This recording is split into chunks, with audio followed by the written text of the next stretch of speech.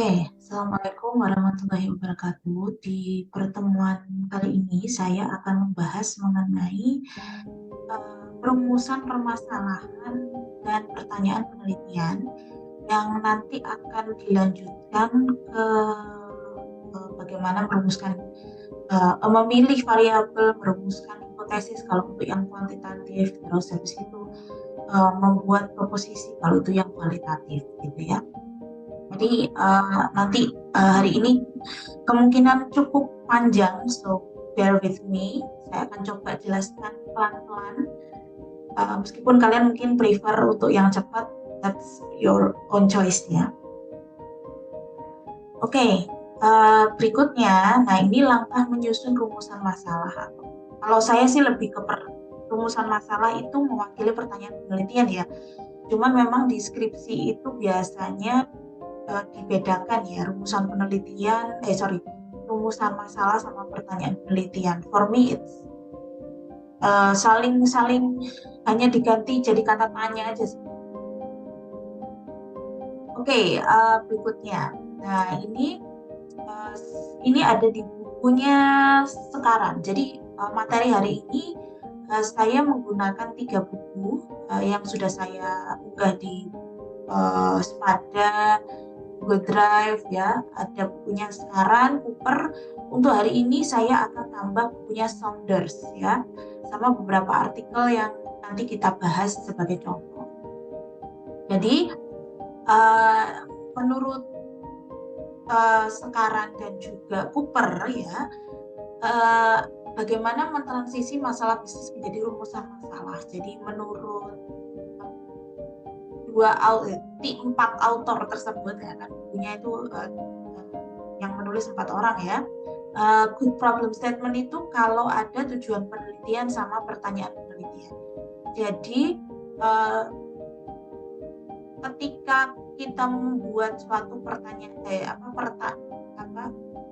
rumusan masalah itu yang tadi saya sampaikan itu sudah mencerminkan pertanyaan apa yang ingin kalian jawab selama proses penelitian. Terus habis gitu tujuan dari riset itu tercermin juga di dalam pertanyaan. Jadi ini contoh transisinya ya, bisnis problem yang ditransfer atau ditranslasi menjadi tujuan penelitian dan pertanyaan penelitian. Jadi yang ditemukan di masalah ini yang sebelumnya saya jelaskan bagaimana apa isu-isu apa yang Anda temukan, terus bagaimana Anda melihat isu tersebut. Nah ini contohnya.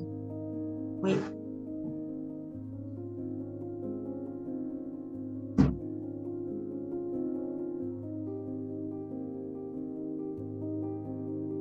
Biar nggak kedengeran mobil Wangwon. Problem statementnya untuk ini yang masalah yang ditemukan ya di sekitar kita, atau kalian lihat dari berita, atau kalian melihat latar belakang dari artikel. Nah itu biasanya bagaimana penulis menyajikan permasalahan. Nah kalau contohnya yang ada di sini, frequent and long delays may translate into much frustration among airline passenger. Jadi ini bisnis airline, bisnis pesawat terbang ya. Jadi ini lebih ke manajemen sih.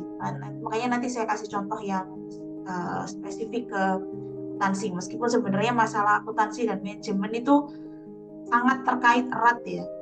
Bukan hanya manajemen akuntansi. Semua keilmuan itu pada dasarnya, apalagi ilmu sosial itu sangat terkait satu sama lain. So don't worry, kalau nggak ada kata-kata akuntansinya, kalau nggak ada kata-kata amount gitu ya, nominal, itu berarti bukan akuntansi ya. Karena semua kegiatan bisnis itu pada akhirnya akan menuju ke akuntansi. These feelings and behavior eventually have negative effect on the performance and the profitability. Nah, dari behavior penumpang, efeknya ke profitability perusahaan. Itu yang ditemukan. Berarti research objektifnya atau research yang tujuan penelitiannya adalah, kalau saya biasanya saya bikin research question dulu, baru saya tentukan tujuan penelitian. Tapi it's up to you. Kalian memahami alurnya seperti apa. Yang penting dua poin tersebut ada. Jadi, tujuan penelitian sama pertanyaan penelitian.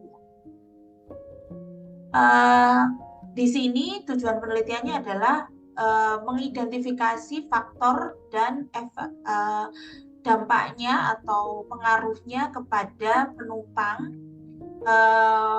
pengalaman penumpang ya. Jadi lebih ke experience-nya. Terus habis itu menginvestigasi impact saat proses menunggu di kepuasan pelanggan dan maupun evaluasi dari jasa atau servis yang diberikan kepada pelanggan. Atau mungkin kalian dari akuntansi ingin menambah, jadi kayak misalkan jumlah penjualan atau jumlah pembelian tiket,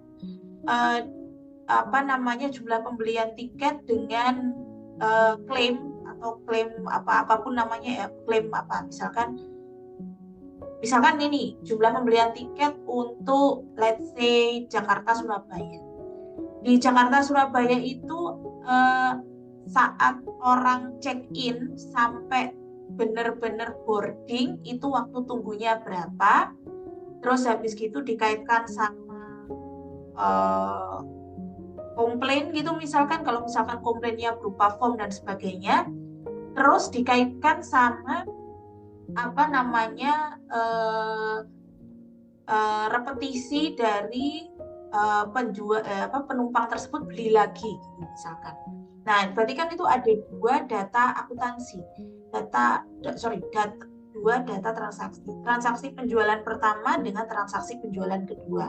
Nah, tengah-tengahnya ini yang kita investigasi, apakah bisa dikaitkan dengan evaluasi kepuasan pelanggan, terus habis gitu misalkan jumlah klaim, atau misalkan waktu pelayanan dari mulai check-in sampai ke boarding. Nah, itu tengah-tengahnya bisa diidentifikasi dan nanti kita konversi ke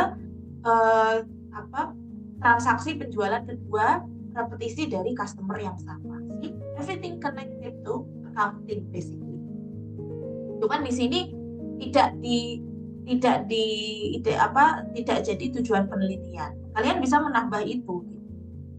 Terus research question-nya adalah what are the factors. Jadi mengidentifikasi faktor-faktor apa saja yang mempengaruhi persepsi pelanggan saat proses mereka mulai dari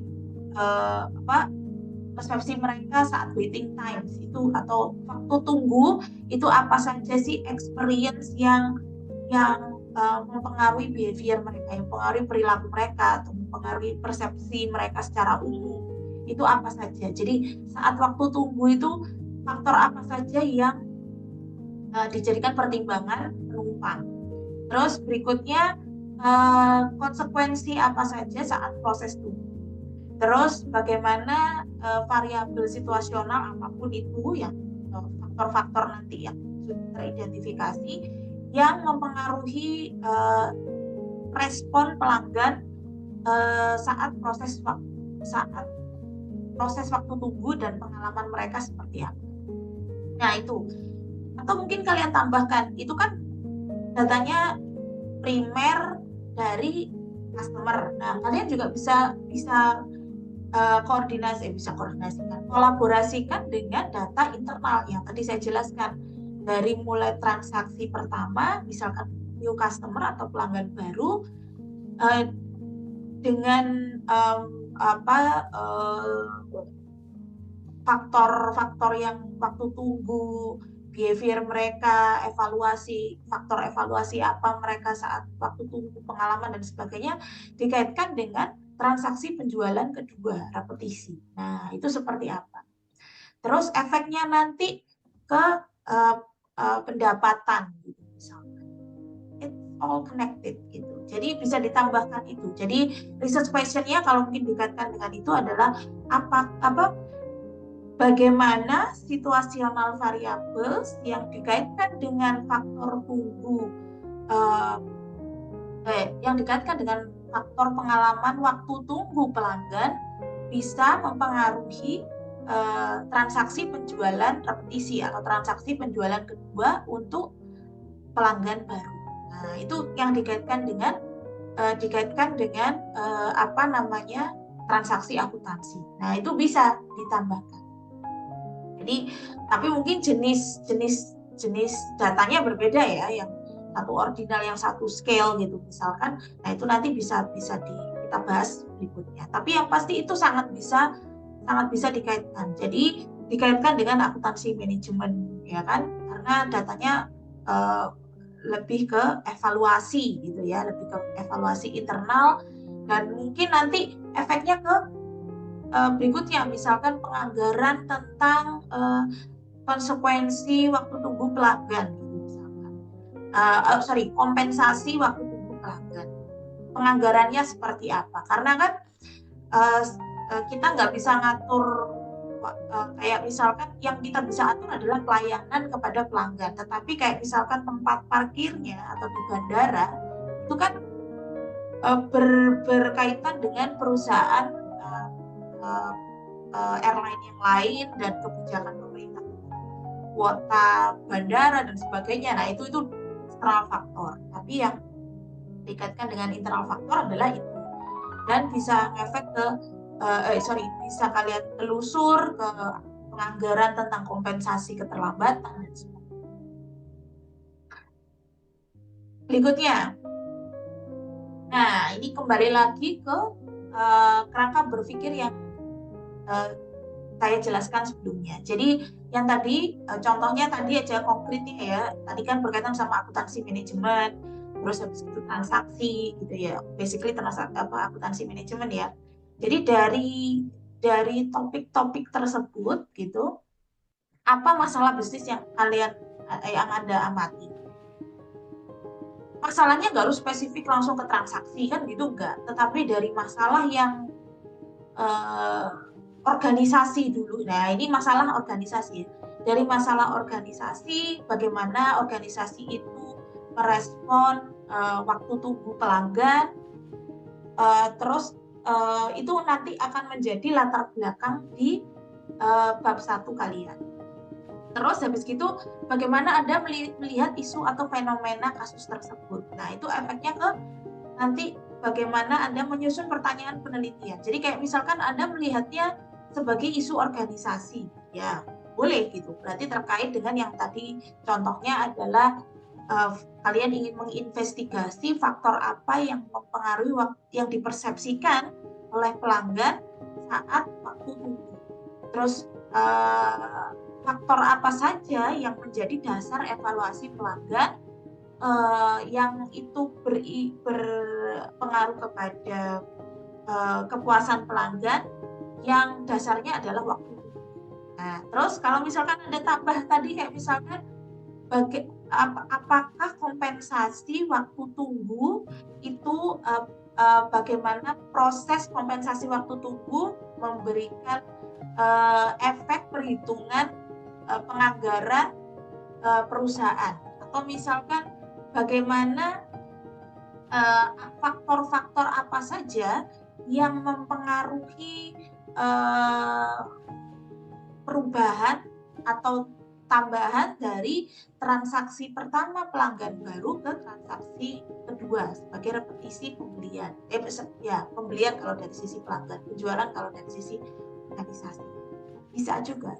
Nah, terus makanya tadi saya bilang, kalau saya lebih ke pertanyaan yang mau saya gali itu apa? Pertanyaan yang ingin saya jawab apa? Nah, itu saya jadikan tujuan penelitian gitu. Tapi mungkin di bukunya sekarang lebih ke tujuan penelitiannya apa dulu, baru di breakdown menjadi pertanyaan-pertanyaan penelitian. It's up to you. Kalau saya, kerangka berpikir saya lebih ke pertanyaan penelitian dulu, baru nanti apa yang saya harapkan dari jawaban penelitian ini, nah itu yang saya jadikan tujuan penelitian. Nah, tapi ini ya eh, be careful bahwa pertanyaan penelitian itu bukan hanya pertanyaan mengenai jawaban iya atau tidak. Jadi apakah pertanyaan itu bukan sekedar apakah waktu tunggu berpengaruh terhadap evaluasi evaluasi apa namanya kepuasan pelanggan. Jawabannya tinggal iya dan tidak, nggak boleh seperti itu. Itu bukan pertanyaan penelitian. Terus kalau akuntansi itu kayak misalkan penerapan standar bla bla bla. Jawabannya cuma diterapkan atau tidak. Itu bukan pertanyaan penelitian, gitu ya. Tetapi lebih kepada faktor apa yang menjadikan akuntan menerapkan standar tertentu atau misalkan bendahara menerapkan standar tertentu. Nah, faktor apa saja selain standar itu sendiri. Jadi bukan checklist standar tertentu diimplementasikan iya atau tidak, bukan seperti itu, tetapi lebih kepada apa yang mempengaruhi penerapan suatu standar kebijakan apapun, gitu ya. Jadi sekali lagi pertanyaan penelitian itu bukan jawaban ya dan tidak.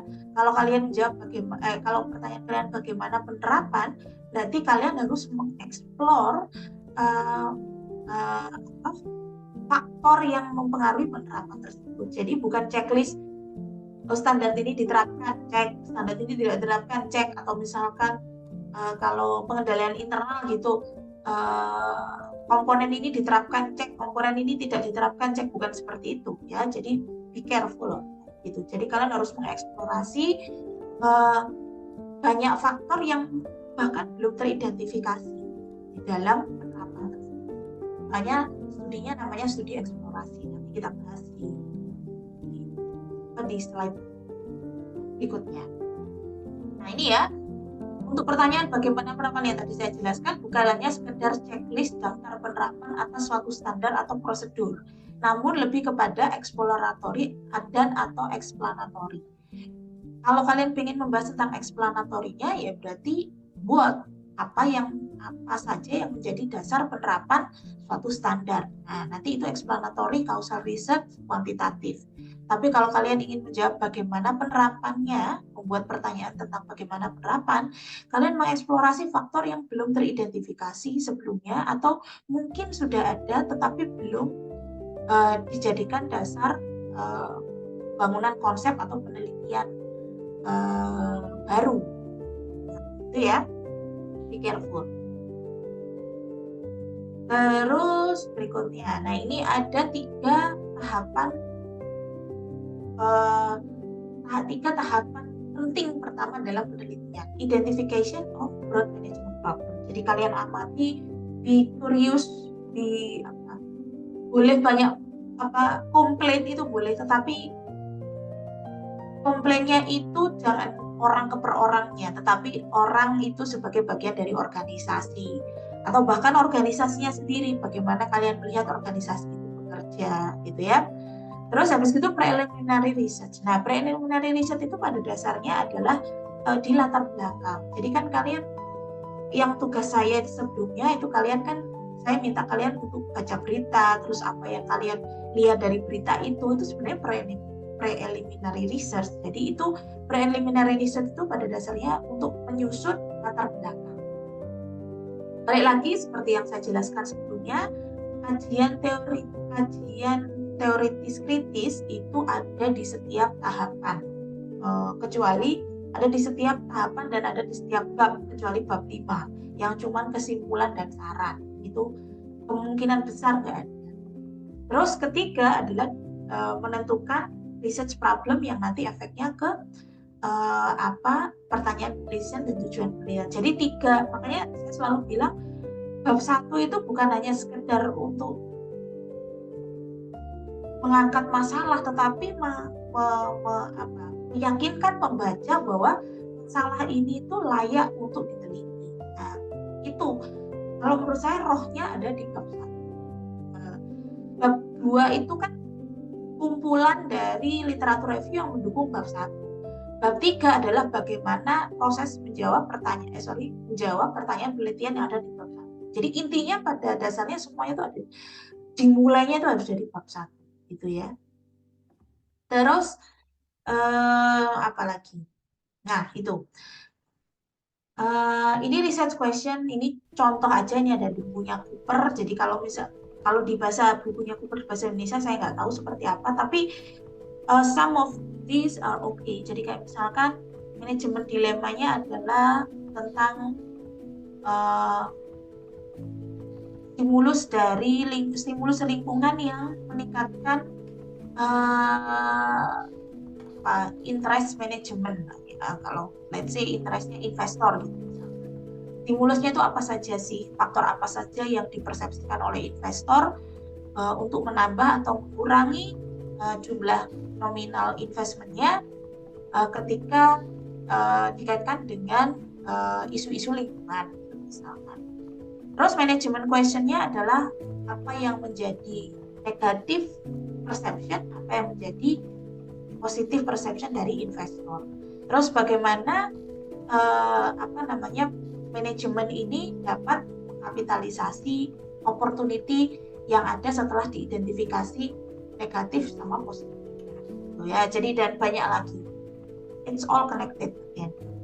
Nah, tapi yang perlu diperhatikan adalah khususnya kalau nanti penelitiannya kualitatif ya, ini tuh proses yang maju mundur. Jadi bab 1 selesai, terus kalian bikin bab 2 gitu misalkan, terus kalian baca lagi kajian literatur, terus kayaknya terus kalian nambah pengetahuan gitu ya setelah memahami banyak literatur saat kerjakan bab 2, terus kalian mikir kayaknya yang perlu saya angkat lebih dari itu deh gitu, masalah yang perlu saya angkat lebih dari itu.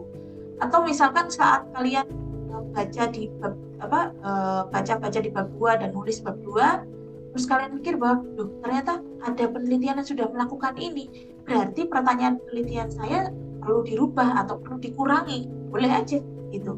Jadi ini tuh kegiatan yang nggak bisa bab 1 selesai fix, nggak boleh diganti, baru ganti bab 2, fix, baru nggak boleh diganti, baru enggak. Itu back and forth proses. Jadi makanya, tapi yang pasti adalah tujuannya bukan biar ya bisa berubah jadi ya biarin aja, enggak bukan seperti itu, tetapi biar align, biar koheren antara bab 1, bab 2, bab 3 itu harus runut itu dalam arti bukan nggak boleh dirubah, tetapi saling terkait satu sama lain gitu. Jadi nggak mencar-mencar latar belakang yang diangkat apa, bab 2 kajian teoritisnya apa, metodenya berbeda, nggak menjawab pertanyaan penelitian, nggak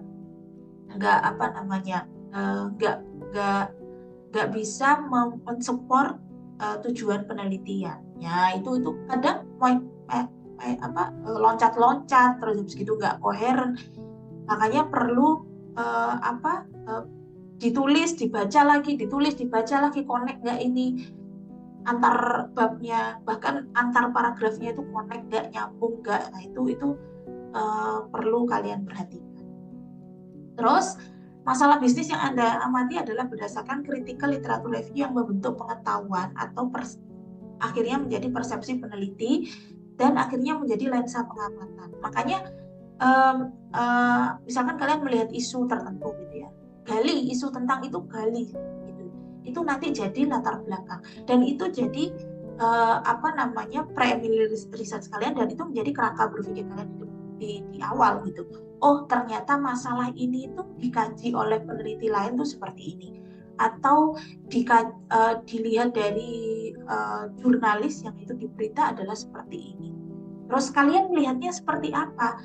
Apa yang ingin kalian explore lebih jauh? Apa yang ingin kalian jawab dari isu tersebut? Pertanyaan apa yang muncul? Nah itu masalah bisnis atau latar belakang adalah bukan opini peneliti, tetapi dan bukan definisi teori. Banyak sekali skripsi itu yang menjelaskan tentang definisi di latar belakang, ngapain gitu, kecuali itu konsep baru gitu misalkan, atau konsep yang baru muncul, atau misalkan undang-undang yang baru diterbitkan, nah itu boleh itu ditaruh. Tetapi kalau konsep kayak misalkan sistem akuntansi adalah what for gitu, bukan itu definisi adanya di bab 2. Di bab 1 itu adalah mengapa sistem akuntansi itu penting dan mengapa itu penting pada konteks tertentu atau sektor tertentu. Nah, itu di bab 1, bukan apa itu sistem akuntansi, bukan apa itu penganggaran, bukan itu ya. Jadi definisi itu letaknya bukan di bab 1. Tapi kalian membuat sintesis. Nah, sintesis ini berbeda ya dari opini. Dari kumpulan literatur review. Kayak misalkan kalian baca berita, satu artikel, sudah misalkan itu yang membahas tentang topik yang satu. Terus kalian mensintesis dari dua itu apa yang kalian simpulkan dari situ dan itu kalian jelaskan dalam 2 kalimat. Nah, itu boleh, tapi kalian membuat suatu pernyataan argumen itu berdasarkan artikel dan berita tersebut. Nah, itu boleh. Jadi nggak ujuk-ujuk kalian bilang bahwa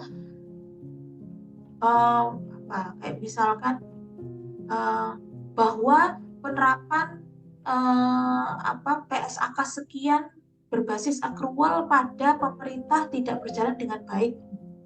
Apa dasarnya, apa kalian berbicara seperti itu? Makanya harus didukung literatur review. Literatur review itu apa?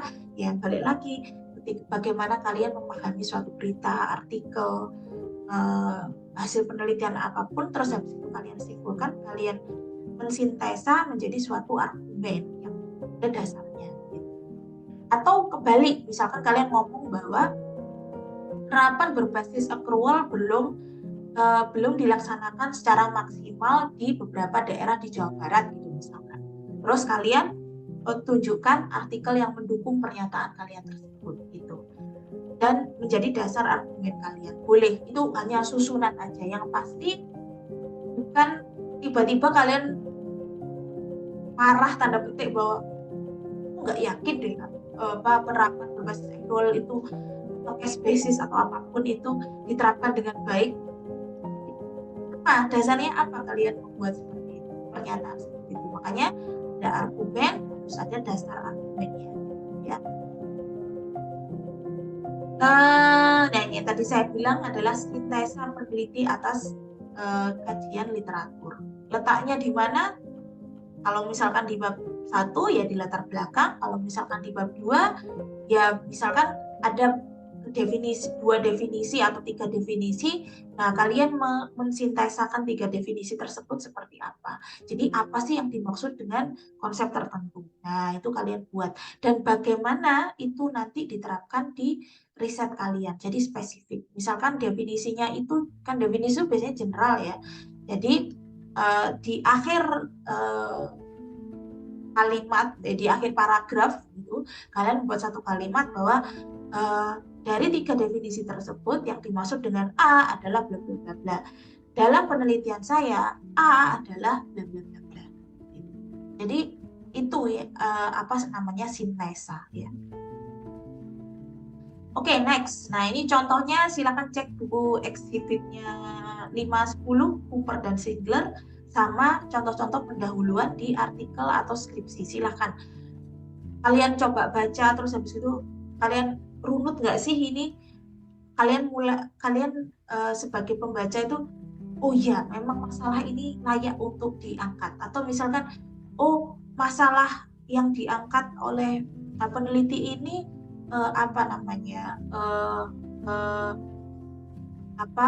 ada dasarnya, ada argumen yang jelas. Nah, itu poin-poin itu kalian lihat dan kalian baca dan kalian posisikan kalian sebagai pembaca. Nah, nanti saat nulis posisikan kalian sebagai pembaca juga. Jadi saat tulis, baca lagi tulisan Anda. Ini kalau misalkan saya jadi pembaca, baca tulisan ini, saya ngerti nggak sih? Saya yakinkan nggak sih? Saya merasa bahwa tulisan saya penting nggak sih? Nah, itu ya caranya. Berikutnya. Nah, ini balik lagi ke kerangka berpikir saya sebelumnya. Ini contoh saja jenis-jenis pertanyaan penelitian. Ada descriptive research question, ada causal research question, ada exploratory research question. Tentu saja ini akan terkait sama, kalau ngomong research question ya berarti nanti ke research-nya ya, ke penelitiannya. Nah, deskriptif itu apa? Deskriptif itu obtain data dan menyajikan. Jadi kayak kalian bikin laporan di, kalau deskriptif itu, deskripsi itu ada di hasil penelitian.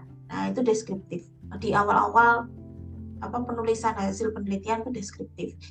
Atau misalkan kalau di lingkungan kerja kalian diminta untuk membuat laporan dan analisa tertentu, itu deskriptif.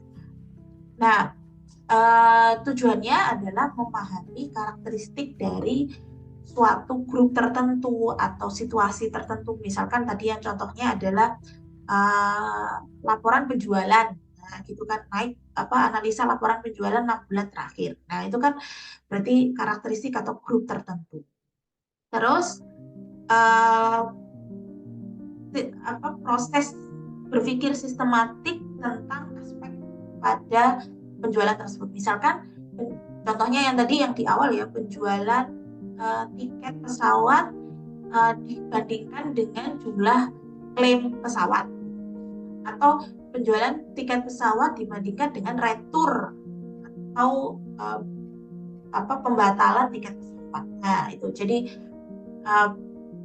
dikaitkan dengan aspek tertentu yang nempel di transaksi tersebut.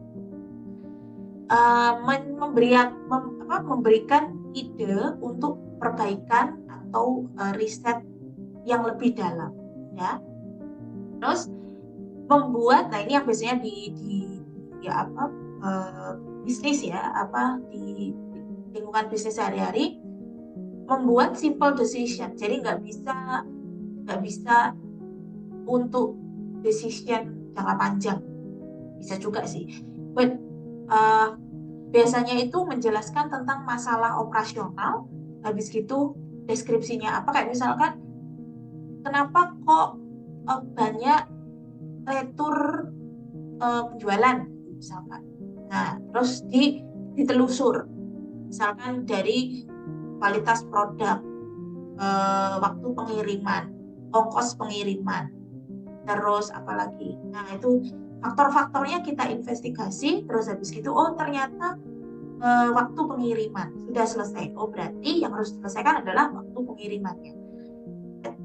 Tidak sesederhana itu kalau kita ngomong riset yang dalam yang nanti kita kerjakan saat kalian di skripsi ya. Tapi bukan berarti nggak boleh ada, malah harus ada deskriptif itu gitu ya. Cuman bukan menjadi pertanyaan penelitian gitu, tetapi menjadi bagian dari penyampaian hasil penelitian gitu ya. Karena konteksnya tidak dalam, ya namanya aja deskriptif ya. Jadi hanya menyajikan data saja. Nah, kalau causal research question itu pasti dikaitkan dengan variabel. Terus habis gitu ada logical explanation yang datangnya dari teori, yang terbentuk dari teori, yang membentuk hubungan antar independen dan dependent variabel tentu saja. Jadi nanti saya jelaskan bagaimana proses menentukan variabel itu seperti apa dari teori dan konsep gitu. Kalau exploratory itu fenomena tertentu masih belum banyak diamati gitu. Kayak misalkan contohnya aja penerapan PSAK sekian, misalkan penerapan PSAK terbaru sekian di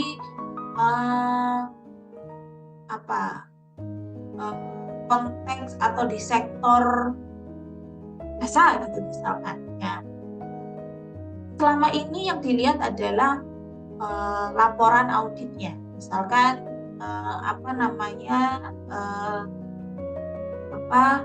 laporan audit itu apa guys akhirnya,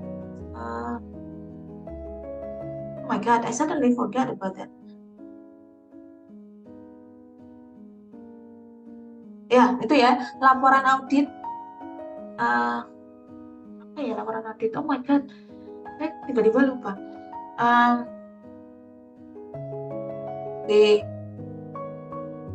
tanpa BTP, something ya, intinya seperti itu. Tetapi kan itu proses checklist dari standar audit terhadap penerapan suatu PSAK. Tetapi tidak diamati tuh, masih banyak belum ada pengamatan mengenai bagaimana persepsi sektor tersebut terhadap perubahan PSAK. Apa yang menjadi persepsi mereka atau behavior mereka sebelum dan sesudah PSAK itu diterapkan.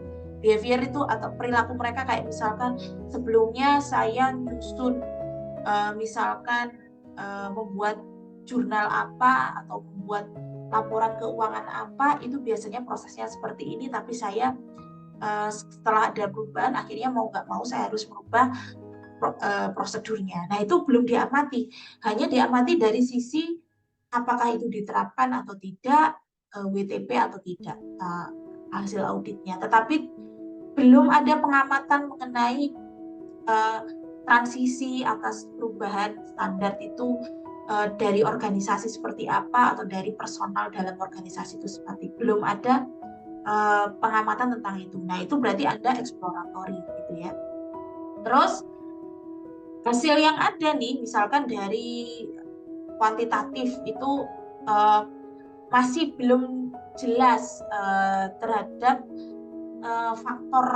faktor-faktor lain yang tadi saya jelaskan, personal, terus apa misalkan proses perubahan prosedur di dalam organisasi itu belum dijelaskan.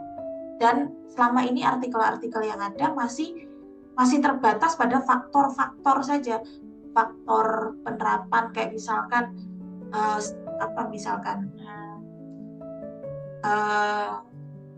syarat akuntan, jadi kayak misalkan relevan, reliability, validity, hanya itu saja, tetapi masih belum membahas tentang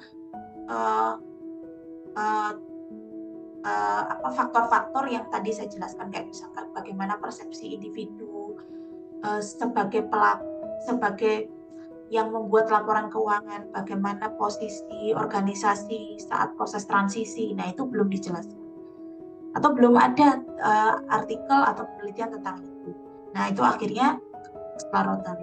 Kenapa kok tidak dikausalkan? Variabel juga ada faktor-faktornya. Nah, kadang itu variabel yang sudah dibentuk itu membatasi faktor lain yang tidak teridentifikasi gitu. Jadi itulah makanya ini ada limitation. Biasanya kalau causal research question itu kan variabelnya sudah detail jelas gitu ya. Tapi kalau exploratory justru mengeksplor faktor-faktor lain yang belum dijelaskan oleh penelitian di kuantitatif gitu. Topiknya kompleks. Nah, biasanya kalau kompleks itu kayak masalah sosial, kayak misalkan persepsi si pembuat laporan keuangannya, atau bagaimana pembuat laporan keuangan itu mempersepsikan dirinya sebagai bendahara desa kah, sebagai auditor kah, sebagai akuntan kah, di lingkungan organisasi yang lebih mengedepankan pria daripada wanita gitu misalkan. Jadi bagaimana si bendahara ini dia persepsinya mereka atau emotionnya mereka atau pengalamannya mereka, cerita-cerita mereka ketika membuat laporan keuangan ketika atasan dan bawahannya itu laki-laki gitu. Atau sebaliknya, ketika laki-laki di lingkungan organisasi yang lebih dominan perempuan, bagaimana dia menjalankan perannya sebagai akuntan.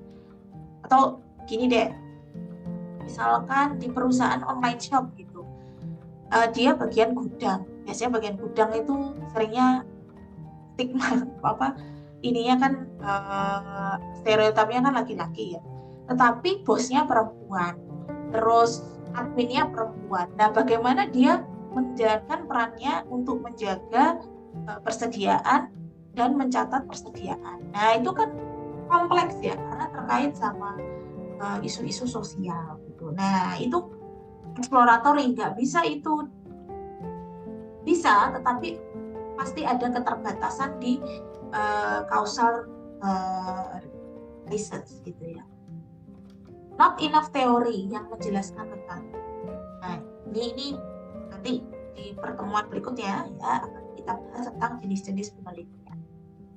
Nah, balik lagi seperti ini, silahkan di review lagi. Jadi kalian melihatnya itu apa? Apakah itu hubungan kausalitas ya? Berarti kalian pertanyaan penelitian kalian adalah tentang hubungan sebab akibat gitu. Apakah sebab kalian ingin mengamati sebab akibat dari internal perusahaan atau dari eksternal perusahaan? Terus, apakah kalian ingin melihat proses evaluasi, proses transisi dari perusahaan tersebut? Jadi kalian lebih ke exploratory research. Kalau kalian melihatnya dari sisi individu, nah silahkan individu yang tadi saya jelaskan.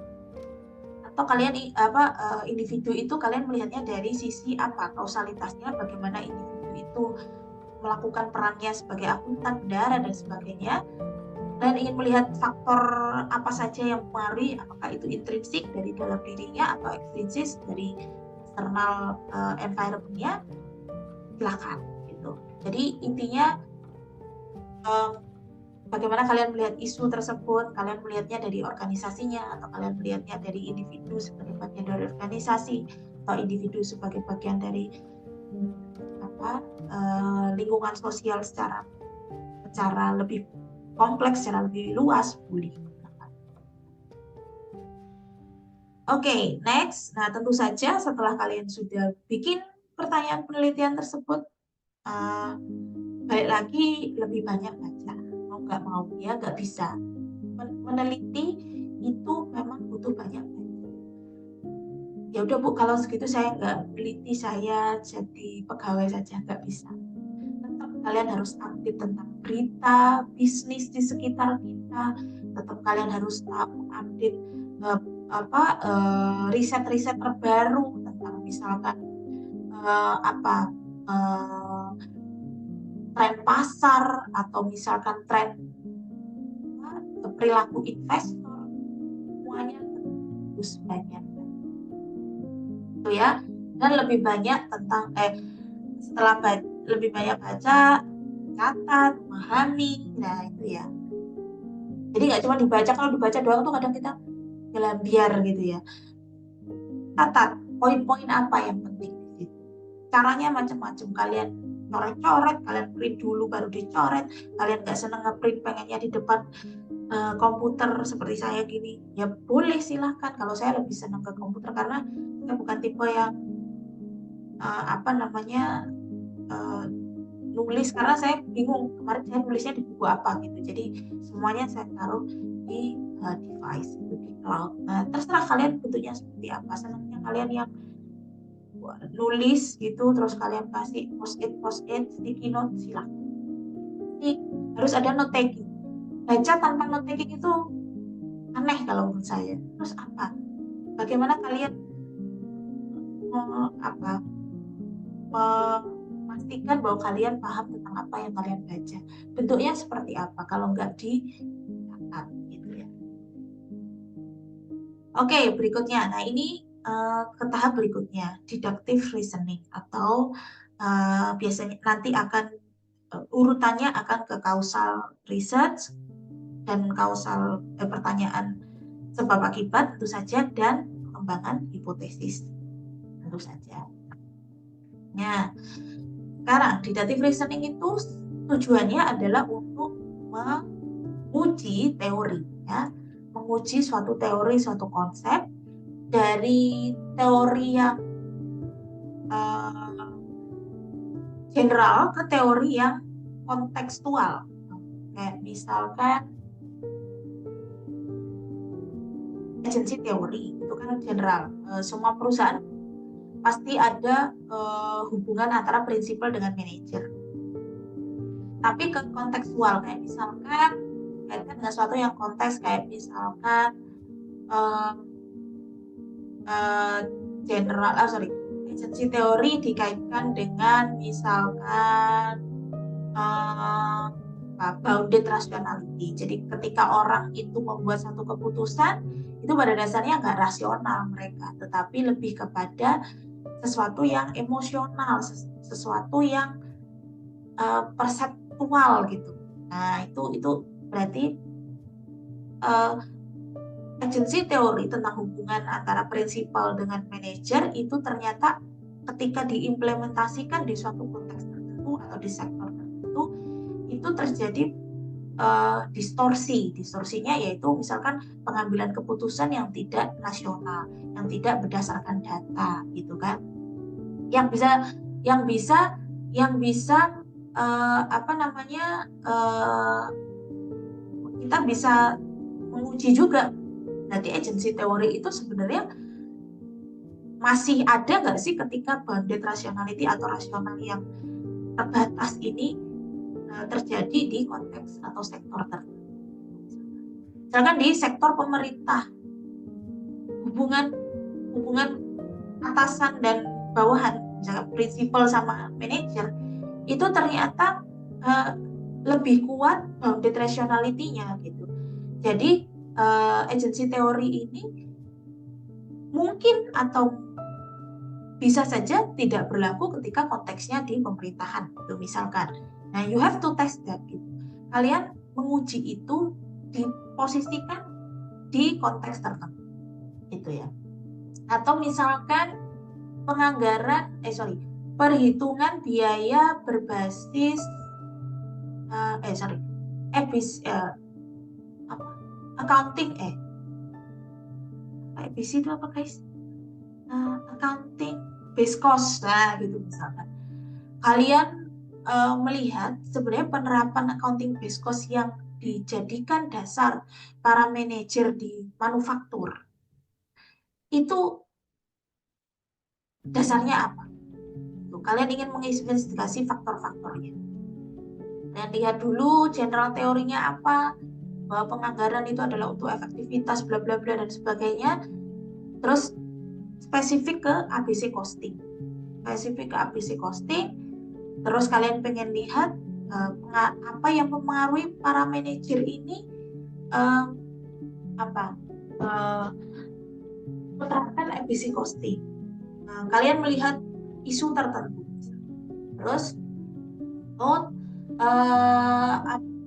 proses bisnis atau misalkan jenis produk.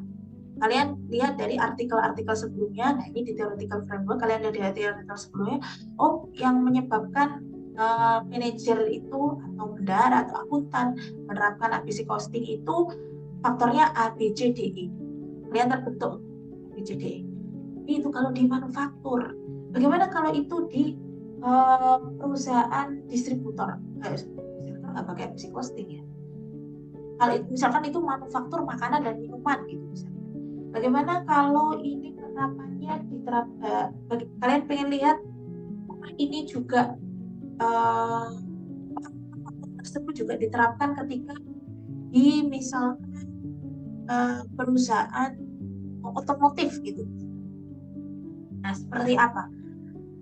Apakah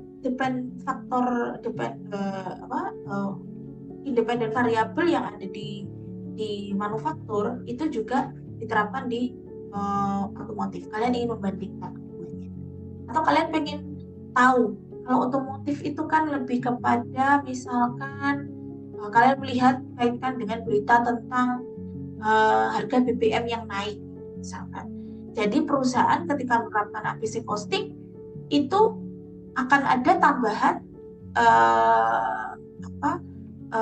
indikator baru yaitu perubahan BBM misalkan.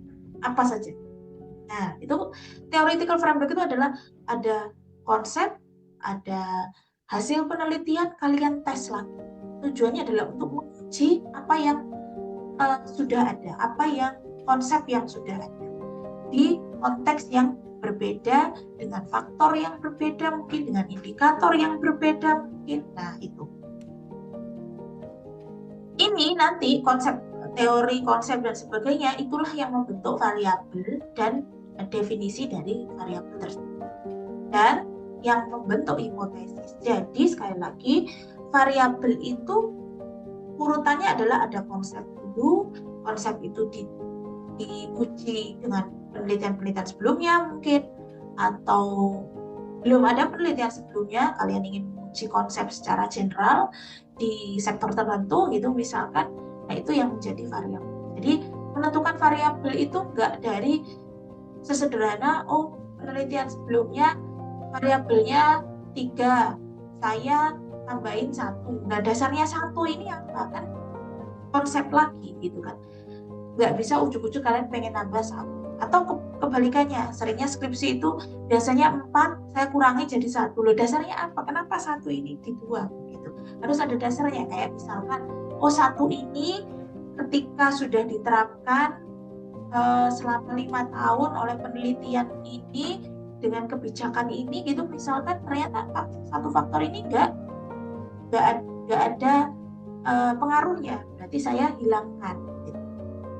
Boleh. Nah balik lagi kan dasarnya itu ada, dasarnya adalah dari konsep, dari penelitian sebelumnya, nggak sekedar ujuk-ujuk ada penelitian sebelumnya 4 kalian kurangi jadi 3, atau kalian tiba-tiba nambah 3 kalian tambah jadi 1 biar ada perbaruan. Nah 1 ini dasar milihnya apa? Kan dari konsep lagi, dari kalian ingin menguji konsep tertentu yang terwakilkan di variabel tambahan ini gitu. Dan dari variabel itu disusun menjadi hipotesis. Nah berarti bentuknya adalah causal research, dari hubungan, kalian ingin melihat hubungan antar variabel atau disebut juga explanatory research gitu. Kalian menjelaskan hubungan antar variabel tersebut gitu ya. Nah, hipotesis mencerminkan pertanyaan penelitian yang telah dipertegas. Nah, ini penting, telah dipertegas oleh theoretical framework. Balik lagi, tidak hanya sekedar mengurangi atau menambah variabel dari penelitian sebelumnya, enggak seperti itu. Kalian telusuri penelitian sebelumnya itu pakai theoretical framework apa, dasarnya dia menentukan variabel itu apa, terus kalian ingin menghilangkan, mengurangi, menambah, itu dasar theoretical frameworknya apa. Enggak bisa cuman tiba-tiba kalian kurangi, tiba-tiba kalian tambah, nggak bisa seperti itu gitu ya. Harus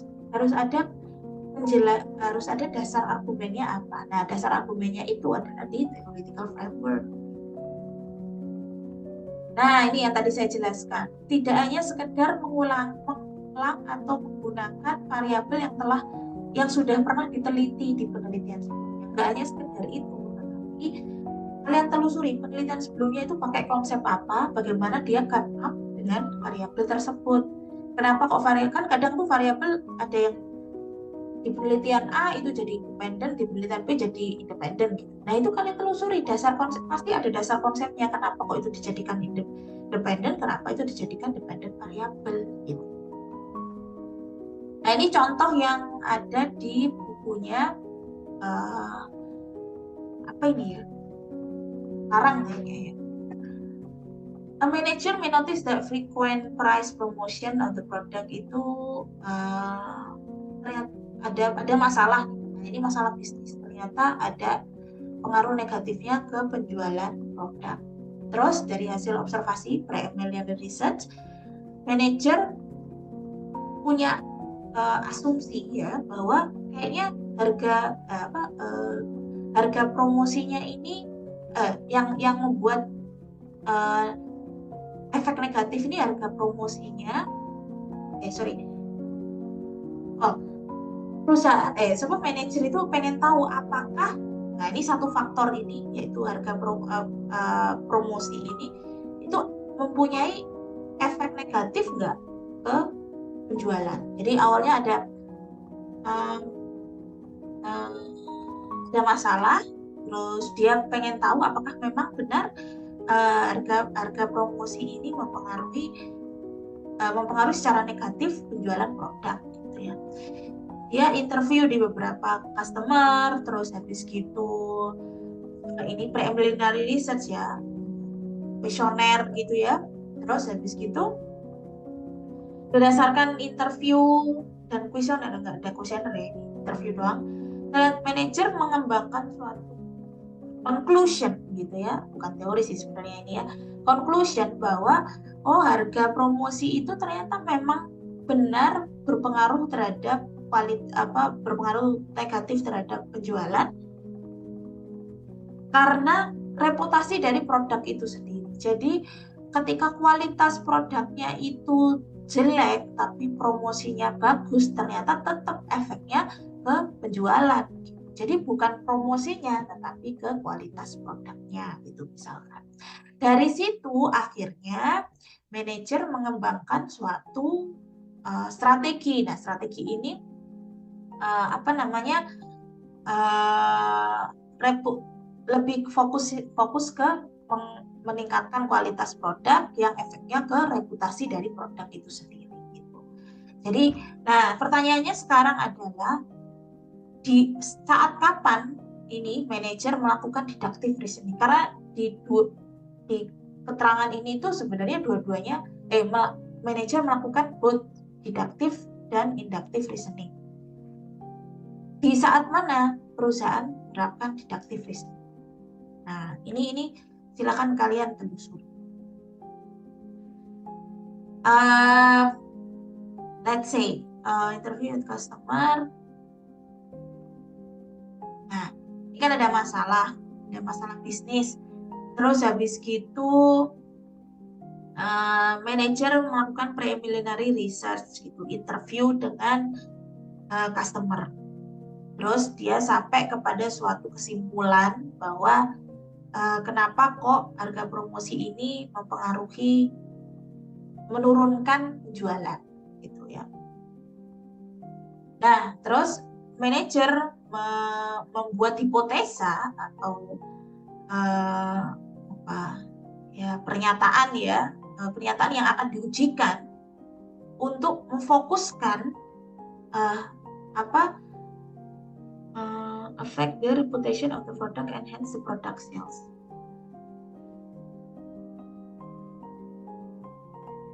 Nah ini ya, saya juga bingung nih. Berarti deductive reasoning-nya saat proses setelah interview. Inductive reasoning-nya adalah sebelum interview. Jadi belum ada kenapanya, belum tahu kenapanya, akhirnya interview bla bla bla dan sebagainya, itu inductive reasoning. Tapi ketika sudah interview, hasil interviewnya dikategorikan dan sebagainya, dia deduktif gitu ya. Dia akhirnya menguji lagi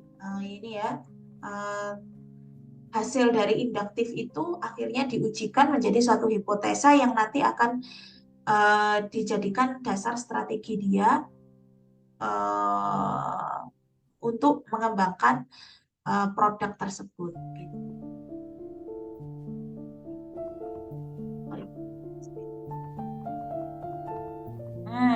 Sekarang, nah yang tadi saya jelaskan, deductive reasoning itu akhirnya nanti ke causal research ya, causal research dan menentukan variabel. Kalau kita ngomong variabel, ada 4 jenis variabel. Ada independent variable, dependent variable, moderating, dan mediating. Mungkin sudah dijelaskan sebelumnya di statistik 2. Ini saya jelaskan secara general saja. Kalau independent tentu saja variabel yang mempengaruhi variabel dependent, gitu ya. Terus habis gitu moderating, mediating ini yang biasanya di tengah-tengah. Nah ini ada contohnya, ini bukunya sekarang juga seperti ini. Jadi moderating itu adalah variabel yang bisa memperkuat atau memperlemah hubungan antara independent variabel dan dependent variabel, atau kalau di contohnya ini adalah antara independent variabel dan mediating variabel ke dependent variabel. Nah, sedangkan kalau mediating variabel itu adalah variabel yang mungkin ada di antara orang ketiga ya, mediating ini ya, yang mungkin yang dipersepsikan ada atau tidak di antara independent variabel dan dependent variabel. Jadi kayak misalkan ya ini contohnya ya, workforce diversity,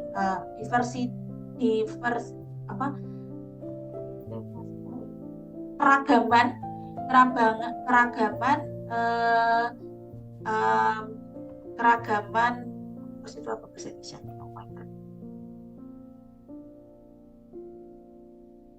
keragaman pegawai gitu ya. Intinya diversity dari karakteristik pegawai, bisa background apapun ya itu ya. Tenaga kerja, nah, keragaman dari tenaga kerja yang dependen variabelnya adalah apakah keragaman tenaga kerja itu mempengaruhi efektivitas organisasi. Nah, moderating variabel yang mungkin bisa memperkuat atau memperlemah hubungan tersebut adalah managerial expertise. Jadi keahlian dari manajer untuk mengelola workforce tersebut itu mungkin bisa bisa memperkuat efektivitas organisasi. Tetapi mungkin juga sebelum keragaman tenaga kerja ini mempengaruhi efektivitas organisasi, itu ada proses sinergi kreatif dan inovatif dari tenaga kerja sendiri yang mungkin menjadi faktor yang harus ada dulu sebelum organisasi ini sebelum efektivitu organisasi muncul. Jadi fungsinya berbeda. Kalau moderating variabel itu bisa memperkuat atau memperlemah independent variable dan dependent variable. Kalau mediating variable itu adalah faktor yang mungkin harus ada atau tidak ada yang bisa mempengaruhi hubungan independent variable dan dependent variable. Jadi yang moderating ini fungsinya adalah kita menguji apakah faktor tersebut variabel tersebut memperlemah atau memperkuat. Tapi kalau mediating variable ini kita menguji apakah variabel tersebut harus ada atau tidak perlu ada untuk tahu hubungan independent variable yang efeknya ke dependent variable. Nah, itu ya fungsinya berbeda. Nah, sekarang jenis variabel. Ini bukan jenis ya. Format dari variabel tersebut ada variabel laten dan variabel manifest atau observable. Kalau laten itu variabel yang tidak bisa langsung diamati dan ditelusur. Jadi dia perlu adanya indikator yang mendefinisikan secara detail. Ada definisi. Nah, definisi itu di breakdown jadi indikator-indikator yang itu mencerminkan si variabel tersebut. Contohnya motivasi, persepsi yang berhubungan dengan manusia pada dasarnya ya. Makanya laten variabel itu muncul di penelitian psikologi. Cuman sekarang kan penelitian akuntansi itu pasti sudah beririsan di banyak ilmu ya, termasuk di psikologi gitu. Jadi kayak misalkan motivasi wajib pajak menerapkan kebijakan bla bla bla bla misalkan. Nah, itu kan berhubungan dengan manusia sebagai makhluk sosial yang ingin kita gali tentang dirinya gitu ya, bisa motivasi, persepsi atau bahkan perilaku gitu ya, silakan. Nah, karena manusia itu kompleks dan nggak bisa dan perlu, kalau kita misalkan ingin meneliti motivasinya apa menerapkan suatu kebijakan pajak gitu misalkan, ya berarti harus nggak bisa kita langsung lihat gitu loh. Apalagi kalau survei. Kalau eksperimen mungkin kita bisa lihat. Apalagi kalau survei.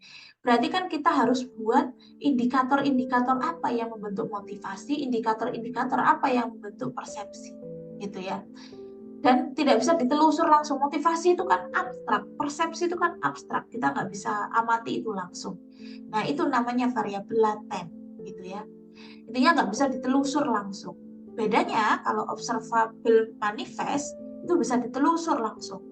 contoh konkretnya ya nominal-nominal di laporan keuangan, terus rasio gitu kan. Atau kalau terkait sama manusia adalah skor yang diberikan manusia yang diberikan oleh responden. Kayak misalkan kalian di survei, kita kasih di instrumen surveinya kita kasih contoh, kita hitung dulu literasi financial literasi mereka. Jadi kita kasih pertanyaan-pertanyaan yang menentukan tingkat literasi dari responden gitu misalkan. Kita lihat skornya rendah, menengah, baik gitu misalkan. Nah, itu bisa diamati langsung gitu. Bisa diamati karena pengetahuan yang langsung diuji dengan pertanyaan. Tes TPA, tes TOEFL, nah itu variabel yang observable atau variabel yang bisa diamati langsung meskipun objeknya sama-sama manusia. Beda kalau yang tadi ya, ini kan juga manusia, motivasi, persepsi dan sebagainya. Tapi abstrak nggak bisa ditelusur langsung gitu, makanya butuh indikator gitu ya. Kalau kalian bikin laporan keuangan berdasarkan rasio laporan keuangan itu semuanya variabel manifest. Makanya tandanya beda nih kalau bikin model gitu ya. Kalau latent variabel bentuknya kayak gini, kalau observable atau manifest variabel bentuknya kotak kayak gini. Jadi itu penting ya saat kalian bikin kerangka. Yang penting juga ingat, menentukan variabel dan hubungan antar variabel itu bukan hanya berdasarkan pada penelitian sebelumnya, tetapi harus kita telusur konsepnya. Harus kita telusur penelitian sebelumnya itu pakai dasar konsep apa. Dia menentukannya itu gimana. Itu kita harus telusur. Balik lagi, theoretical framework, baca lagi. Ya. Nggak bisa ujuk-ujuk tiba-tiba untuk penelitian saya akan hanya menggunakan 3 variabel. Argumennya apa? Kenapa kalian menggunakan hanya 3 variabel? Atau misalkan tiba-tiba kalian bilang variabel yang sama akan diterapkan di sektor yang berbeda. Kenapa? Konsep apa yang mendukung itu? Gitu. Theoretical framework apa yang menjadikan argumen itu? Jadi balik lagi, menentukan variabel itu bukan hanya dari penelitian sebelumnya, enggak, tetapi konsep yang membentuk penelitian sebelumnya itu apa dan bagaimana penelitian sebelumnya itu menentukan variabel tersebut. Ya, be careful on that. Itu sering banget menjadi pertanyaan saya, kenapa kamu pilih variabel ini? Dasarnya apa? Itu. Kayak misalkan sebelumnya di manufaktur, sekarang di otomotif. Kenapa? Apa yang ada di otomotif ini sampai kalian pengen teliti variabel yang sama? Balik lagi, latar belakang kalian harus meyakinkan pembaca bahwa isu di perusahaan di sektor otomotif itu seperti apa, itu penting. Balik lagi ya, berdasarkan theoretical framework yang kalian bangun di bab 1 dan bab 2. Oke, next, proses pengembangan hipotesis. Balik lagi, tujuan hipotesis itu karena kaitannya sama deduktif, tentu saja menguji teori. Menguji teori yang dibahas dalam kerangka teoritis atau konseptual. Karena teori itu general, bahkan nero-neronya pun tetap teori gitu ya, tetap teori, maka perlu ada sesuatu yang lebih spesifik untuk uji teori tersebut. Nah, sesuatu yang spesifik itu apa? Direpresentasikan dalam variabel gitu. Jadi, bagaimana kita menguji teori tersebut adalah dengan dengan menguji hubungan antar variabel yang merepresentasikan teori tersebut. Balik lagi, saya ulangi. Bagaimana kita menguji teori dengan mengembangkan hipotesa adalah dengan menentukan variabel yang dikembangkan berdasarkan teori tersebut dan menguji hubungan antar variabel yang didasarkan pada teori. Lagi ya, teori dan konsep. Jadi variabel itu merepresentasikan konsep, bukan merepresentasikan penelitian sebelumnya, ya. Variabel itu merepresentasikan konsep. Karena kita ngomongnya deductive variable causal relationship, balik lagi sebelumnya, kita ingin menguji teori. Karena teori itu terlalu abstrak, harus direpresentasikan dalam variabel. Dan cara mengujinya adalah kita tentukan variabel A, B, C, kita tentukan hubungan antar variabel, kita uji hubungan antar variabel. Itu ya konsepnya. Strong hypothesis itu adalah merepresentasikan tujuan penelitian, bisa dites dan lebih baik daripada rivalnya. Nah, ini bukunya Cooper. Apa itu maksud lebih baik daripada rivalnya? Balik lagi, urutannya yang tadi ya. Sebelum jadi hipotesis itu kan variabel. Apakah variabel-variabel tersebut memang tepat untuk dipilih? Jadi ketika hipotesis itu muncul berdasarkan variabel yang sudah kita tentukan, misalkan variabel A berpengaruh terhadap variabel B atau variabel A mempengaruhi variabel B pada situasi tertentu, itu misalkan moderating gitu ya. Nah, pernyataan tersebut itu apakah memang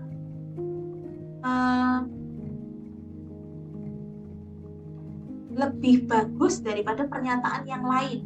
Misalkan moderatingnya itu apa, misalkan kita pakai contohnya yang tadi aja kali ya.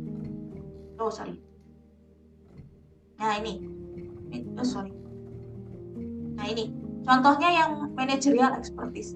Kita kan nanti jadi hipotesis tuh bahwa kita bikin statementnya adalah keragaman tenaga kerja berpengaruh terhadap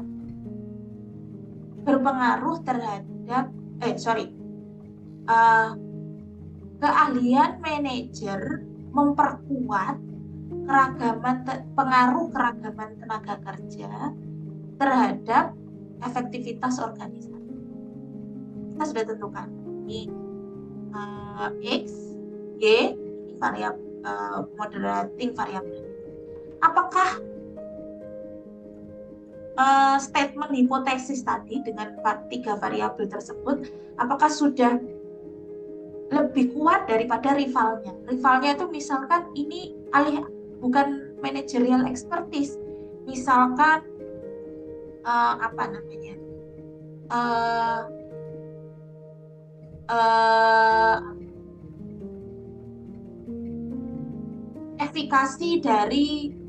efikasi dari tenaga kerja. Efikasi itu, self efikasi itu adalah bagaimana tenaga kerja itu melihat dirinya sebagai bagian yang berkontribusi terhadap organisasi. Misalkan seperti itu. Jadi ketika tenaga kerja, keragaman tenaga kerja itu ada faktor self efficacy atau bagaimana tenaga kerja itu melihat dirinya dalam yang untuk bisa berkontribusi terhadap efektivitas tenaga kerja, itu ternyata itu mungkin bisa memperkuat hubungan antar 2 variabel ini. Nah, kita harus memastikan bahwa hipotesis itu lebih kuat daripada hipotesis yang lain. Nah, kenapa kok menentukannya seperti apa, bisa lebih kuat atau tidak? Balik lagi theoretical framework. Kalian menentukan managerial expertise, menentukan self efficacy, atau menentukan organizational culture gitu, misalkan budaya organisasi, atau menentukan prosedur, misalkan jadi moderating variabelnya yang bisa memperkuat atau memperlemah hubungan independent variable dengan dependent variable. Nah, strong hypothesis itu adalah yang mencerminkan strong determination of variable. Jadi ketika variabel itu benar dipilih berdasarkan konsep yang mantap gitu kan, hipotesisnya akan secara akan ngikut menjadi hipotesis yang baik. Nah, intinya gitu. Jadi balik lagi urutannya yang tadi ya, balik lagi kerangka konseptual, bagaimana kerangka konseptual itu menjadi dasar untuk menentukan variabel, dan kenapa variabel A, B, C, kenapa enggak D, E, F. Nah, itu yang membentuk strong hypothesis gitu. Balik lagi kerangka konseptual, variabel, hipotesis. Nah, ada beberapa jenis hipotesis. Ada, ini kalian ada di bukunya sekarang kalau nggak salah.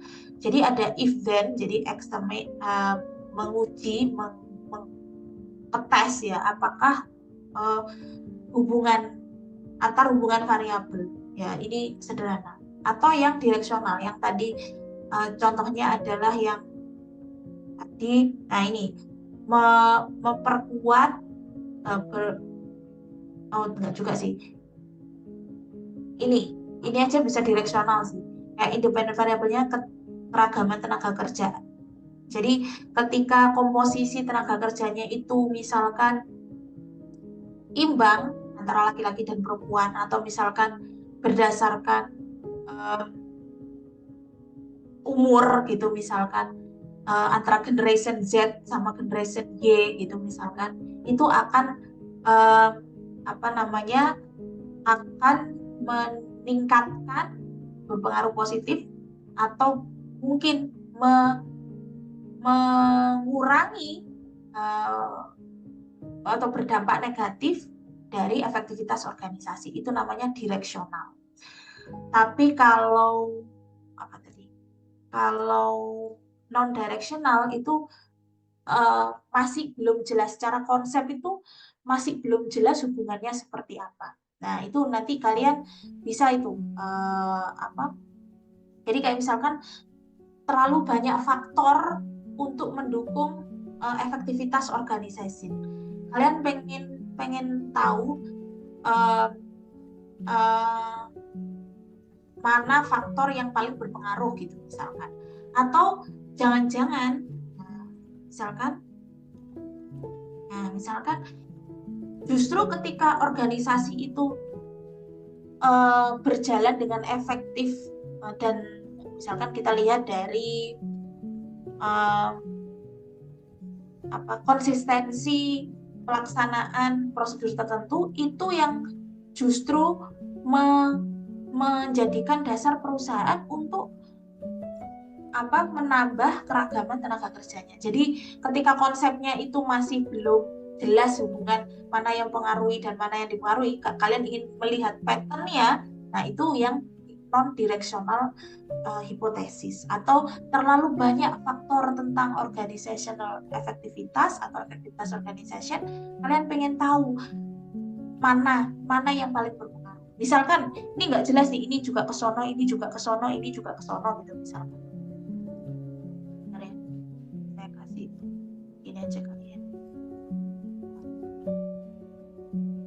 Nah, misalkan ini pengaruhnya ke sana, ini pengaruhnya ke sini. Menurut konsep itu seperti itu.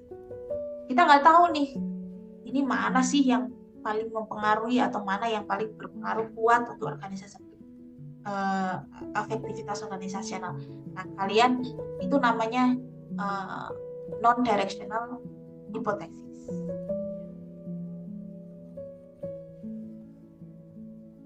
Oke, next. Nah, kalau ini yang umum, null hipotesis sama alternate hipotesis. Nah, ini yang umum dipakai di yang sering dipakai ya, intinya gitu. Jadi A berpengaruh terhadap B. A berpengaruh terhadap B. Nah, nulnya adalah yang menjadi ini ya, untuk menolak alternate tersebut. Jadi nul ini sebenarnya pasti ada jika alternate hipotesisnya ada. Jadi ini melengkapi ini. Nggak mungkin nol doang nggak ada alternate, nggak mungkin alternate doang nggak ada nol. Jadi ini pasangan, gitu ya. Oke, next. Nah, ini contohnya. Ini contoh penelitian. Penelitiannya Lestari, bla bla bla, ini saya tulis ya. Analisis kebijakan dividen indeks sebagai variabel moderasi. Nah, ini contoh moderasi. Kalian lihat hubungannya seperti ini. Nah, hubungannya seperti ini. Ada leverage, ada problem. Ini kalian bisa telusuri. Nah, ini bisa kalian telusuri ini jenis variabelnya apa. Kalau sudah kotak-kotak ini jelas variabel manifest ya, observable yang bisa dilihat di laporan keuangan. Terus habis gitu dasar kenapa ini muncul leverage, kenapa muncul profitabilitas, kenapa likuiditas, dan kenapa indeks CGPI ini sebagai variabel moderasi, kenapa nggak jadi independen variabel aja gitu. Silahkan dicek bagaimana ini. Bagus ini, saya baca penelitian tersebut, oke gitu, apa saya diyakinkan bahwa oh iya ya ini penting gitu, bagaimana dia menyusun apa menyusun latar belakang gitu. Atau kita buka aja kali ya.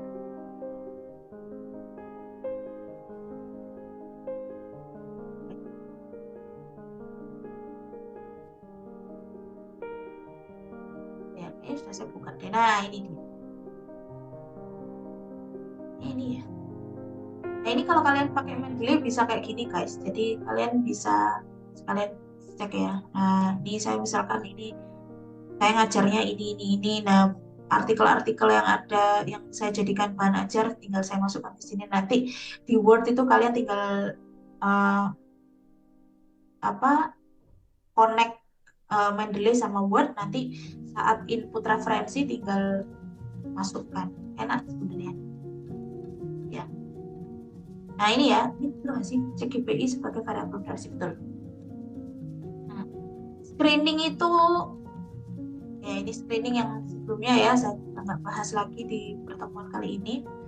Nah, ini bagus sekali. Jadi menjelaskan bahwa bagaimana perusahaan mengambil keputusan investasi. Langsung dia pakai argumen sih ini. Keputusan investasi itu didasarkan pada apa saja, berdasarkan penelitian terbaru. Terus habis itu terus ada undang-undang terbaru nih tentang dividen. Nah, ini bisa kalian note taking nih. Kalian kasih keterangan. Ini namanya note taking atau bikin catatan. Itu bisa. Jadi enaknya kalau pakai Mendeley itu seperti ini, atau pakai OneNote, terserah kalian. Nah, gitu ya, tentang perseroan terbatas. Terus ada penelitian tahun sekian menjelaskan bahwa dividen itu merupakan topik yang menarik. Oh, ini kurang bagus kalau saya. Nah, ini yang penting. Nah, ini yang penting. Menjelaskan meskipun tahun sekian ya. Nah, ini yang ingin kita uji. Perubahan harga dikeluarkan ya, sebenarnya menunjukkan kandungan informasi yang penting. Jadi information asimetri, simetri, dan sebagainya. Terus di tahun berapa ini? Tahun sekian ada kasusnya BRI bla bla bla. Nah, kalian jelaskan tuh. Ada kasus, nah, kalian ambil itu sebagai dasar kalian mengamati dan membuat bahwa suatu permasalahan bisnis itu penting. Bla bla bla bla, ternyata nah ini berita. Betul kan ya? Terus dari berita ini kan dikaitkan bahwa leverage itu merupakan tetap menjadi bentuk kapabilitas. Ini kalimatnya kurang bagus nih. Leverage itu menjadi cerminan kapabilitas perusahaan dalam melunasi seluruh utang. Utang perusahaan yang tinggi menurut penelitian terbaru masih dibuktikan menjadi dasar atau faktor untuk mengurangi keuntungan perusahaan. Dijelaskan dulu. Jadi ketika leverage itu dijadikan dasar dijadikan variabel, itu sudah ada argumennya segini banyak. Tidak sekedar penelitian-penelitian sebelumnya, tetapi bagaimana penelitian sebelumnya itu menganalisa leverage tersebut, dan memang masih apa penting untuk dibahas. Intinya seperti itu. Terus berikutnya ganti probabilitas. Ya, secara umum investor pasti mikirnya profitabilitas, tetapi apakah memang masih itu jadi dasar uh, uh, apa, dasar uh, bagaimana suatu organisasi itu dievaluasi kah? Ini dijelaskan penelitian-penelitian bla bla bla bla bla. Jadi balik lagi, ketika memilih variabel itu dasarnya nggak cuma berdasarkan penelitian sebelumnya, tapi penelitian sebelumnya itu kenapa pakai variabel itu, hasilnya bagaimana, itu di apa namanya, disintesa yang tadi saya jelaskan menjadi kerangka berpikir kalian. Terus tiba-tiba, bukan tiba-tiba, kenapa kok ada CKBI apa sih mana? Nah, ini teori besarnya adalah signaling teori. Yang tadi saya bilang, apakah investor tuh masih melihat signaling teori itu, masih melihat bahwa profitabilitas yang tinggi itu berarti mereka mempersepsikan bahwa dividennya akan tinggi juga. Nah, itu masuk dalam signaling teori. Kita menguji itu yang direpresentasikan dengan profitabilitas, variabel profitabilitas direpresentasikan dengan variabel leverage. Nah, itu. Jadi dari konsep kita ingin menguji konsep ini, konsep besar ini, teori yang besar ke suatu yang kontekstual yang direpresentasikan oleh variabel. Nah, harus tersedia sebelum perusahaannya. Nah, alami keuntungan maupun kerugian. Jadi, signaling teori itu direpresentasikan dengan keuntungan. Jadi, ketika investor itu melihat kondisi perusahaan itu dari keuntungan, yang muncul variabel profitabilitas. Atau mungkin muncul dengan variabel yang lain, boleh saja. Ya kalian telusuri itu signaling teori ini apa? Ini jangan ya. Signaling teori ini bukan dari ini. Ada referensi yang lebih, referensi originalnya dari signaling teori. Coba kalian baca di bukunya teori akuntansi ya guys, atau di artikel yang saya bagikan sebelumnya di contemporary teori. Nah, jadi seperti itu. Jadi ada teori konsep besar, direpresentasikan dengan variabel berdasarkan proses ini ya, nggak bisa ujuk-ujuk variabel profitabilitas gitu. Karena penelitian sebelumnya kalau profitabilitas enggak. Nah, ini ada urutannya. Jadi signaling teori melihat bahwa investor tuh tercermin melihat keuntungan, makanya muncul variabel profitabilitas. Gitu. Makanya kalian ini penting banget untuk bagaimana menentukan variabel ya. Silakan dibaca, terus habis itu kalian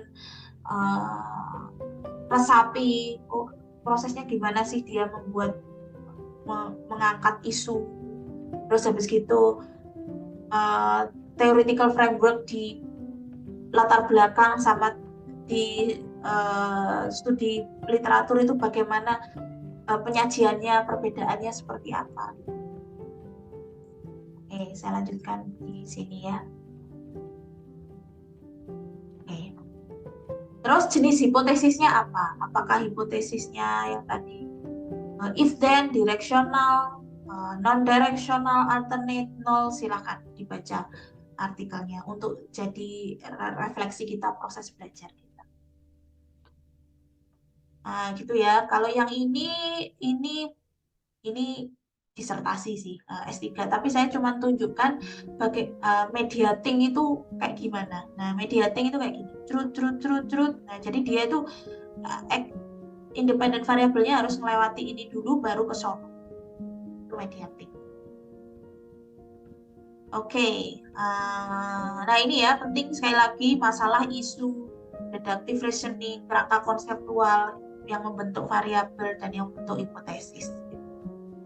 Ini penting banget. Kajian pustaka itu makanya saya taruh di samping karena kajian pustaka itu ada di setiap tahapan tersebut. gitu ya. Nanti akan ada bedanya dengan ini inductive reasoning atau exploratory research. Ini biasanya kualitatif tentu saja. Jadi inductive reasoning itu malah dari spesifik ke general. Jadi ada kasus tertentu di sektor tertentu spesifik, tapi belum ada konsep yang merepresentasikan dari kasus tersebut. Jadi case based atau kontekstual based, konteks based ya. Biasanya ini masalah-masalah yang kompleks gitu ya, yang terjadi pada kasus-kasus tertentu, atau misalkan pada kasus itu bisa perusahaan, bisa sektor, bisa profesi tertentu, bisa demografi tertentu gitu ya. Jadi intinya konteks gitu. Terus theoretical framework-nya tidak untuk membuat variabel dan hipotesis, tapi membuat proposisi atau kesimpulan sementara atau judgement gitu ya, atau ya judgement ya, judgement dari fenomena tersebut. Teori itu nanti yang mengilustrasikan konteks, yang mengilustrasikan kasus, yang mengilustrasikan fenomena, yang mengilustrasikan cerita gitu ya. Kalau deduktif itu theoretical deduktif dan causal research dan kuantitatif itu fungsinya teori itu adalah untuk diuji dengan membuat hipotesis yang balik lagi di emang urutannya.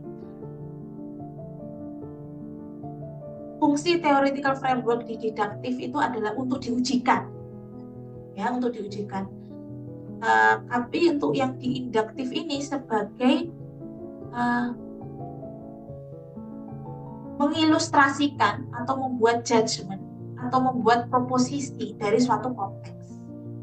Beda ya, jadi tidak untuk diujikan, tetapi untuk mengilustrasikan atau membuat proposisi atau membuat kesimpulan atau membuat judgement dari suatu konteks yang kita teliti.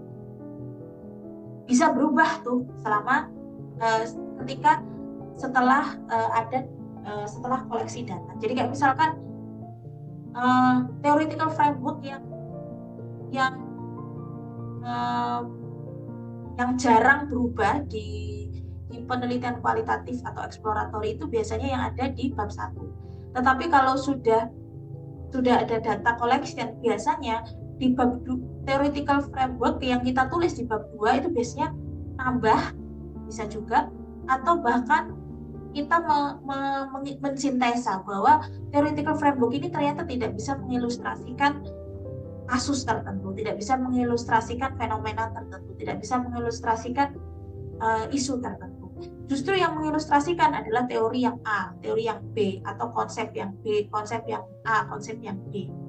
Itu tahunya adalah setelah data collection. Jadi data collection itu ketika kita sudah mendeskripsikan hasil penelitian, terus habis itu kita membahas hasil penelitian, itu apa yang kita tulis di bab 2 itu kemungkinan berubah.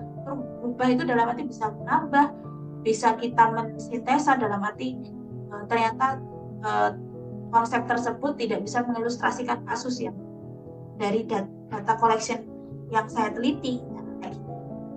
Jadi kalau bedanya, kalau di deductive reasoning atau di causal research atau di quantitative research itu ya sudah, theoretical framework itu hasilnya nggak bisa berubah gitu, nggak boleh berubah lebih tepatnya, karena justru theoretical framework itu yang menjadikan dasar menentukan variabel dan hipotesis.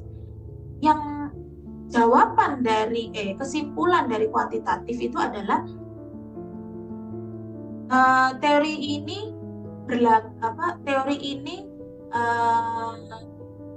berpengaruh atau tidak berpengaruh. Variabel ini berpengaruh atau tidak berpengaruh. Berarti teori ini memang bisa teori A itu apakah memang sudah teruji atau tidak. Kalau misalkan teori A, balik lagi ya ke didaktik. Kalau teori A terus direpresentasikan dengan variabel, terus kita sudah membuat hubungan antar variabel, terus habis gitu ternyata tidak ada hubungan atau ternyata tidak memberikan positif influence, tidak ada pengaruh positif, atau misalkan variabel moderasi itu ternyata nggak ada efeknya, nggak memperkuat dan nggak memperlemah, berarti teori A itu tidak berlaku. Kesimpulannya seperti itu. Berarti kemungkinan teori A ini sudah tidak menjadi teori lagi gitu. Nah, tujuannya kan itu. Sesuatu bisa menjadi teori adalah ketika dia diuji berkali-kali dan menghasilkan hasil yang sama. Nah, itu dia menjadi teori. Tapi kalau di induktif atau di kualitatif ini, tujuannya tidak untuk menguji teori ini berlaku atau tidak. Apakah teori ini mengilustrasikan suatu isu, mengilustrasikan suatu kasus, mengilustrasikan suatu fenomena. Itu tujuannya. Jadi bukan untuk menguji benar atau tidaknya teori, ya, tetapi apakah mengilustrasikan suatu fenomena yang kita dapat dari data collection dan sebagainya. Gitu. Terus, nah makanya bentuknya exploratory research, karena kadang kita nggak ngerti suatu fenomena ini diilustrasikan oleh teori yang mana, sampai kita benar-benar tahu data collectionnya, sampai kita benar-benar pegang datanya. Nah, gitu. Makanya pertanyaannya adalah how, bagaimana prosedur atau misalkan bagaimana kebijakan ini dipersepsikan oleh organisasi tersebut. Kan banyak sekali yang bisa masuk, bisa karena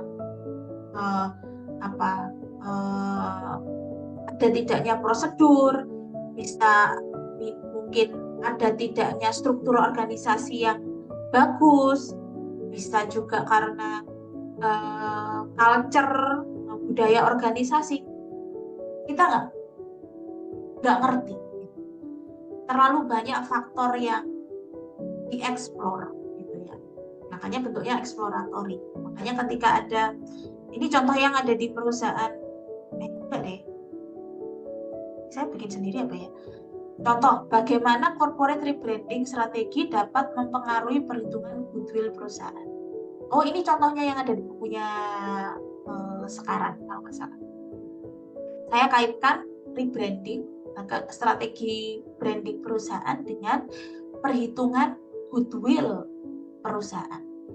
Mempengaruhi perhitungan goodwill perusahaan.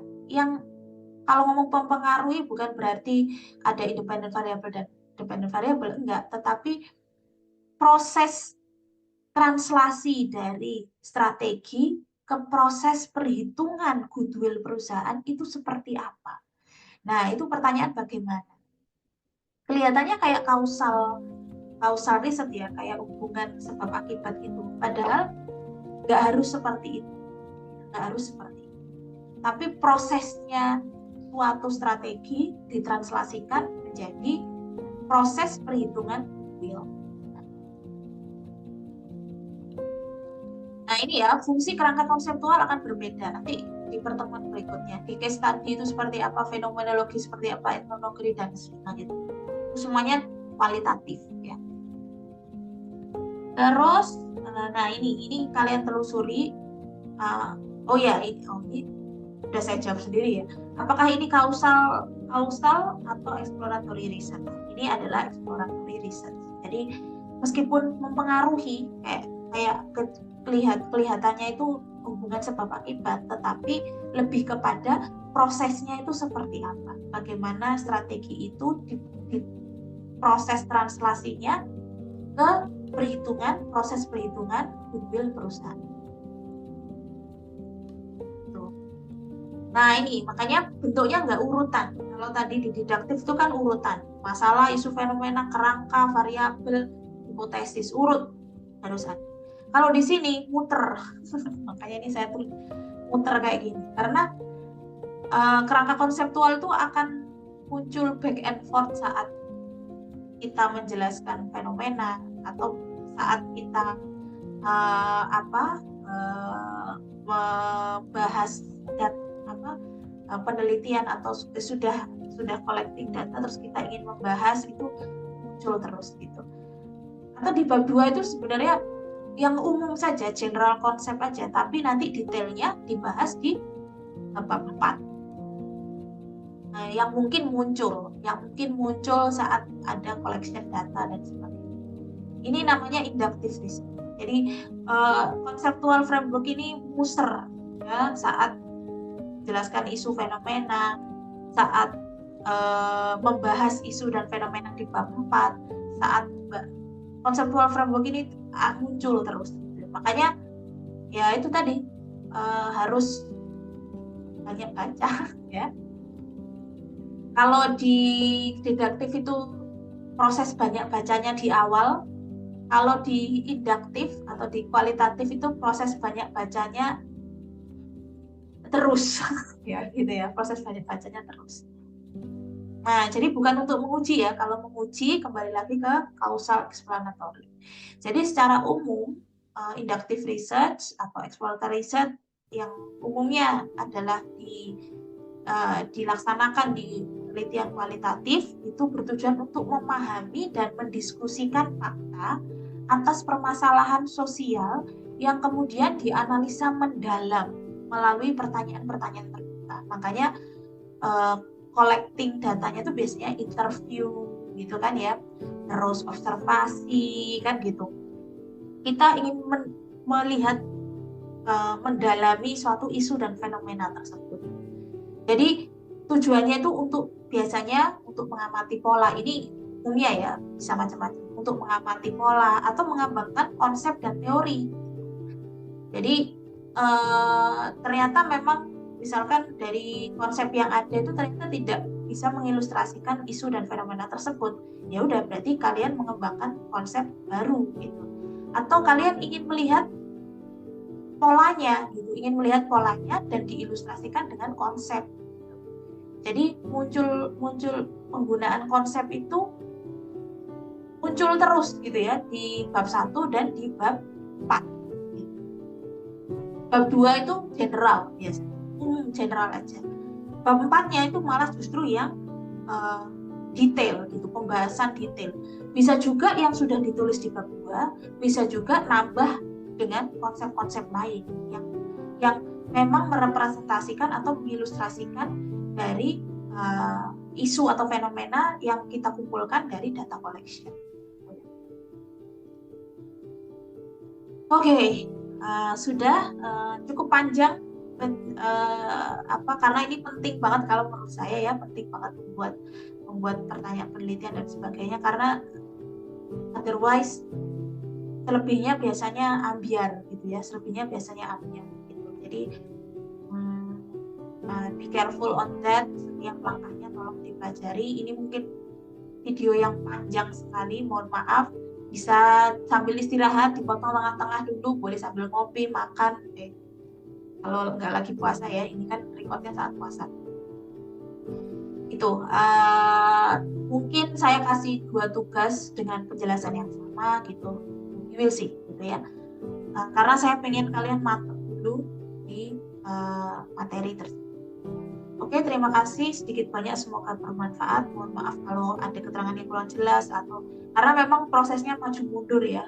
Jadi saya menjelaskan 2 hal, kuantitatif dan kualitatif. Jadi bear with me, sabar ketika belajar gitu, atau kalian bisa baca buku, bisa dengerin saya sambil baca bukunya, whatever kind of technique that you would use as long as you understand gitu ya.